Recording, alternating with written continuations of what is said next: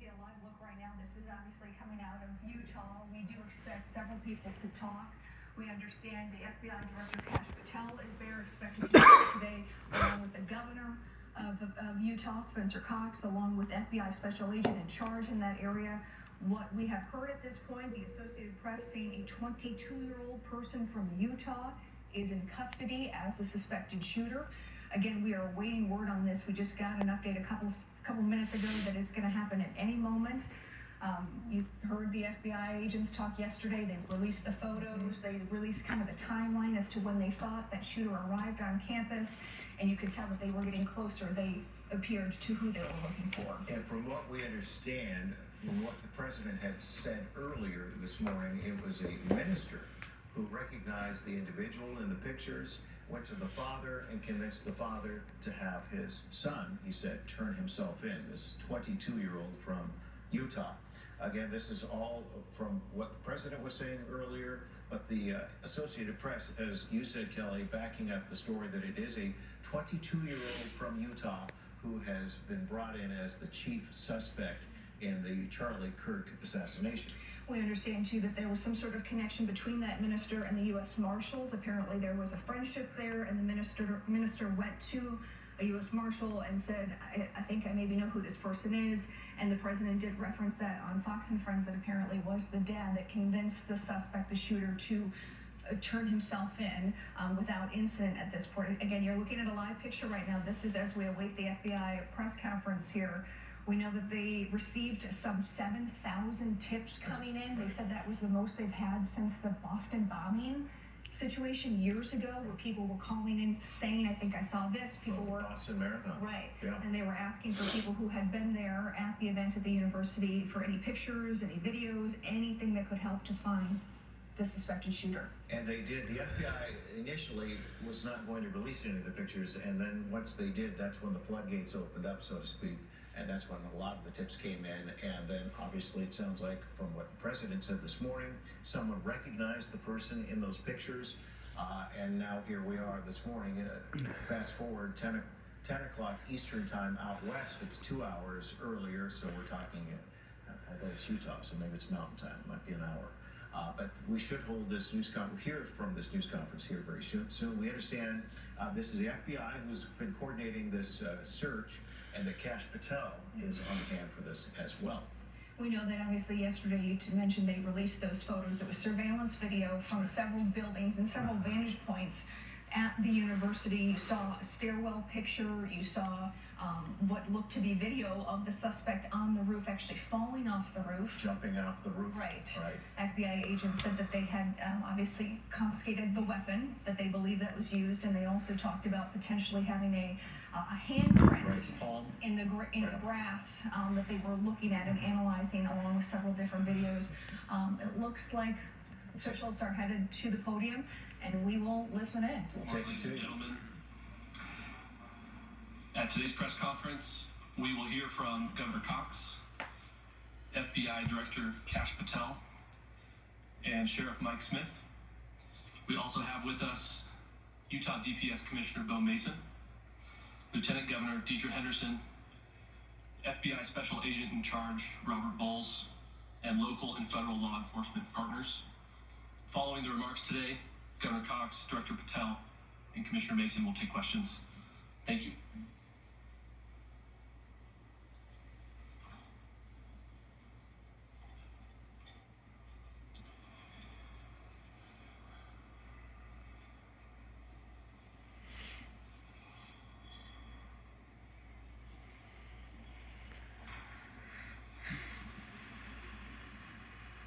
Good morning, ladies and gentlemen.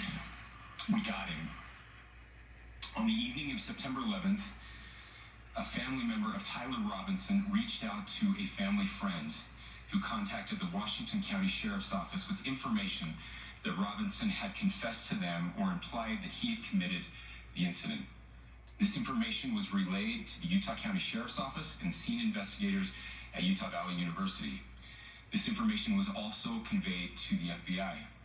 Investigators reviewed additional video footage from UVU surveillance and identified Robinson arriving on UVU campus in a gray Dodge Challenger at approximately 8:29 a.m.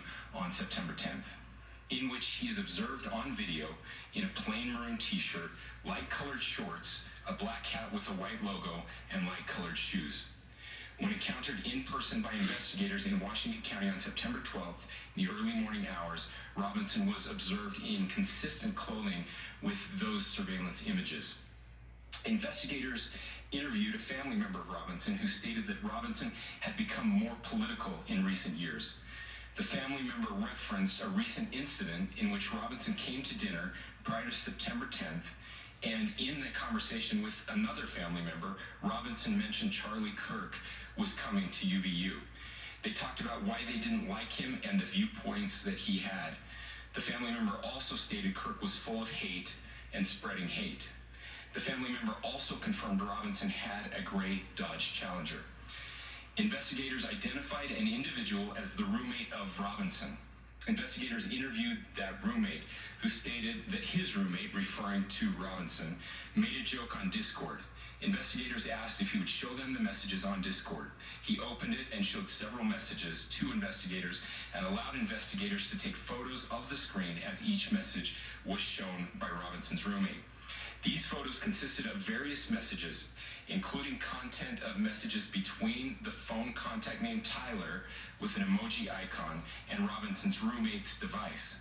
The content of these messages included messages affiliated with the contact Tyler, stating a need to retrieve a rifle from a drop point, leaving the rifle in a bush, messages related to visually watching the area where a rifle was left, and a message referring to having left the rifle wrapped in a towel. The messages also refer to engraving bullets and a mention of a scope and the rifle being unique. Messages from the contact Tyler also mentioned that he had changed outfits. I know there has been speculation as well as to the writing on those casings, those bullet casings, and I believe we have that as well. And I'll share that with you now. So the area north of Campus Drive Road where the suspect crossed over, you saw some of that in the video that we released last night, consists of a grassy area with trees on the edge of the UVU campus. Investigators discovered a bolt-action rifle wrapped in a dark-colored towel. The rifle was determined to be a Mauser Model 98 .30-06 caliber bolt-action rifle. The rifle had a scope mounted on top of it. Investigators noted inscriptions that had been engraved on casings found with the rifle. Inscriptions on a fired casing read, "Notices bulges, capital OWO, what's this, question mark." Inscriptions on the 3 unfired casings read, "Hey fascist, exclamation point, catch, exclamation point." Up arrow symbol, right arrow, and symbol, and 3 down arrow symbols. A second unfired casing read, "Oh Bella Chow, Bella Chow, Bella Chow, Chow Chow." And a third unfired casing read, "If you read this, you are gay, LMAO." We are indebted to law enforcement across the state who's worked seamlessly together, local law enforcement, state law enforcement, and our federal partners with the Federal Bureau of Investigation. We're grateful for everyone who worked together in such a short amount of time to find this person and to bring justice. I want to thank the public who has been so engaged, reviewing videos, helping us with sending in tips, and helping us get to this point. I want to thank the family members of Tyler Robinson who did the right thing in this case and were able to bring him into to law enforcement as well. I especially want to thank the family of Charlie Kirk, Erica, Charlie's parents, his children. I want us to be thinking of them as we bring justice in this case. they will be involved in that justice. We will be working very closely with them as we move through this process as well. This is a very sad day for our country, a terrible day for the state of Utah. But I'm grateful that at this moment we have an opportunity to bring closure to this very dark chapter in our nation's history. With that, I will now turn the microphone over to the Director of the FBI, Kash Patel. Thank you, Governor. This is what happens when you let good cops be cops. The FBI and our partners are proud to stand here today together to bring justice to the family of Charlie Kirk and honor his memory. I want to express my deep gratitude to President Trump, the Vice President, and the entire White House who have been so incredibly supportive with both resources and just personally to the FBI as a team. They had our backs the entire way, and I just want to express my gratitude for giving us the resources we need to operate in this space to bring this sort of justice at this sort of speed. In 33 hours, we have made historic progress for Charlie. Governor Cox, our partnership has been absolutely incredible these last few days. Our partnership will endure. Your state and local partners, your sheriffs, your DPS community has been unbelievably impressive in the hardest of times. And a case like this cannot be solved, cannot be brought without partnering with your state and local authorities. The FBI has a certain role to play, and we will play that role, and we will lead out for the federal government. For Governor Cox, we are so grateful for your state partnership that led out on this investigation. A little bit of the timeline. Charlie was shot at 12:23 p.m. on Wednesday. The first FBI agents arrived on scene in 16 minutes with chiefs of police at 12:39 and secured the scene. The FBI immediately launched fixed-wing assets.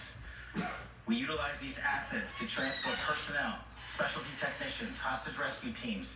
We also utilized these assets to go back and forth from the East Coast and here in Utah to transport forensic evidence and other evidence that will be analyzed and is being analyzed at our FBI laboratories in Quantico and other laboratories, including the ATF. At my direction, the FBI released the first set of FBI photos of the suspect at 10 a.m. local time on 9/11. Then, shortly thereafter, the FBI reward of $100,000 was released at 10:45 a.m. local. Myself and Deputy Director Bongino arrived on the scene at approximately 5:30 p.m. on 9/11. The governor led a press conference last night at approximately 8 p.m. where, at my direction, the FBI released a never-before-seen video of the suspect. We also released new images to the public of the suspect. And just last night, the suspect was taken into custody at 10 p.m. local time.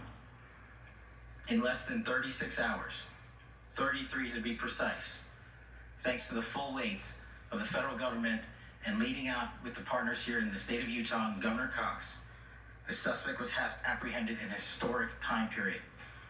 And I want to highlight what Governor Cox said. This would not have been possible without you, the media, and you, the public. That's why we went so public, so fast, and we're so transparent, and we're committed to that transparency. The crime scene, just a little bit there. It is a large crime scene. State and local authorities, along with federal authorities, processed that crime scene quickly. And I even had the ability to walk through that crime scene and walk through the steps the suspect took to learn more about what was needed and what resources we need to bring to create a full picture for the FBI and leadership back in Washington. Furthermore, thankfully to state and local partners, forensic evidence has been seized and continues to be garnered. Forensic evidence has already been evaluated at FBI laboratories in Quantico and state and local authorities here. We will continue to process evidence as we see it, as we collect it, and we will continue to deliver to Governor Cox and his team. Last night, we had a total of approximately 7,000 leads. As of this morning, thanks to your great work, we have over 11,000 leads that were called in to the FBI. And we are running out every single lead that we can. Every one of those leads will be run out. The arrest is a testament to the dedication of good law enforcement being great, and partnerships in law enforcement, which I've tried to highlight as my tenure as the director of the FBI. There is no better relationship for law enforcement than the FBI to partner with state and local authorities, and you've seen it here in these last few days. The FBI Salt Lake field office, along with our offices in LA, Phoenix, Denver, San Antonio, Las Vegas, Pittsburgh, Buffalo, our headquarters component in Quantico, all participate in the FBI. I want to express my deep gratitude to the employees of the FBI, the men and women, the evidence response team tacticians, the special operators, the agents, the support staff. You have done monumental work in historic time when the public, who had a right to demand such an expeditious solving of an investigation, the FBI answered that call diligently, critically important to our nation, and we delivered. And I'm proud to be their leader, and I'm proud to be the director of the FBI. This is a very much an ongoing investigation, as the governor said, and we will continue to work with state and local authorities to develop the investigation, to provide them the evidence they need for their ongoing prosecutions, and we will be here to answer every call they absolutely have, as long as it takes, for as long as we need to find and apprehend whatever suspects were involved in this crime. Lastly, to my friend Charlie Kirk, rest now, brother. We have the watch, and I'll see you in Valhalla.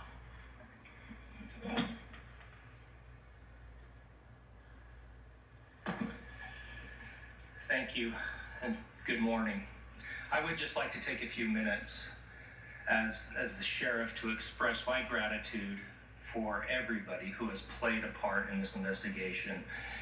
As you know, it's been a vast, a complicated, and a very, very fast-paced investigation. You're looking at people standing up here who are running on, if they got an hour's sleep in the last couple of days, they're probably lucky.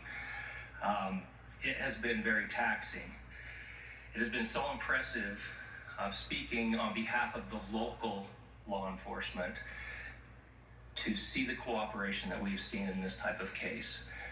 Across the state, sheriffs, chiefs, our state partners have stepped up and have come to the call on anything that we needed. Our county chiefs have been phenomenal. Our Utah County Attorney, Jeff Gray, who's standing up here with us, has been phenomenal in leading us through this investigation. I would like to thank the federal government for their resources, their assets. Our local team here, our FBI team, has been extraordinary in helping us work through this and bring this person to justice.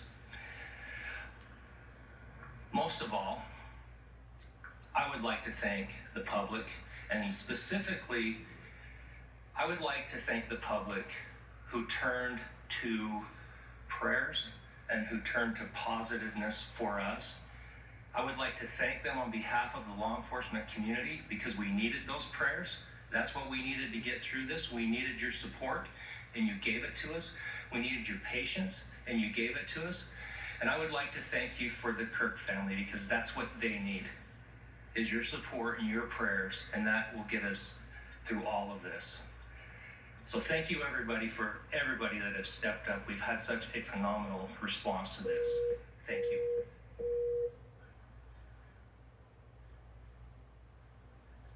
I also want to give a special thanks to the Attorney General and the Department of Justice.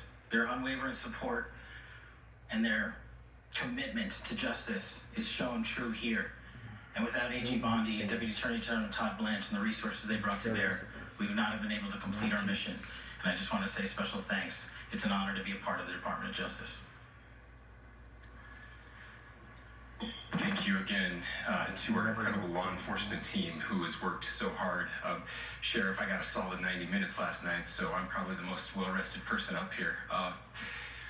Ladies and gentlemen, I get the microphone, so I hope you'll permit me a moment just to share a few more thoughts about where we are and how we got here, and maybe a little bit of where we go from here. I don't want to get too preachy, but I think it's important that we, with eyes wide open, understand what's happening in our country today.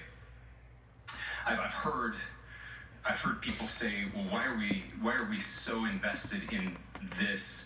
There's violence happening all across our country, and violence is tragic everywhere. and every life taken is a child of God who deserves our love and respect and dignity.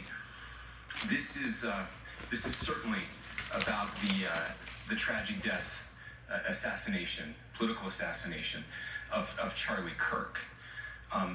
But it is also much bigger than an attack on an individual. It is an attack on all of us. It is an attack on the American experiment. It is an attack on our ideals. This cuts to the very foundation of who we are, of who we have been, and who we could be in better times. Political violence is different than any other type of violence for lots of different reasons. One, because in the very act that Charlie championed of expression, that freedom of expression that is enshrined in our founding documents, in having his life taken in that very act, makes it more difficult for people to feel like they can share their ideas, that they can speak freely. We will never be able to solve all the other problems, including the violence problems that people are worried about, if we can't have a clash of ideas safely and securely. Even, especially those ideas with which you disagree. That's why this matters so much. Over the last 48 hours, I have been as angry as I have ever been. As sad as I have ever been. And it was, as anger pushed me to the brink, it was actually Charlie's words that pulled me back. I'd like to share some of those. And specifically right now, if I could, I need to talk to the young people in our state, in my state, and all across the country. As President Trump reminded me, he said, you know who really loved Charlie? The youths. And he's right. Young people loved Charlie, and young people hated Charlie. And Charlie went into those places anyway. And these are the words that have helped me. Charlie said, when people stop talking, that's when you get violence. He said, the weak can never forgive. Forgiveness is the attribute of the strong. The only way out of the labyrinth of suffering is to forgive. Welcome without judgment, love without condition, forgive without limit. He said, always forgive your enemies. Nothing annoys them so much. A few months ago, I referenced this last night, Charlie posted to social media, when things are moving very fast and people are losing their minds, it's important to stay grounded. Turn off your phone, read scripture, spend time with friends, and remember, internet fury is not real life. It's going to be okay. He again said, when you stop having a human connection with someone you disagree with, it becomes a lot easier to commit violence. He said, what we as a culture have to get back to is being able to have a reasonable agreement,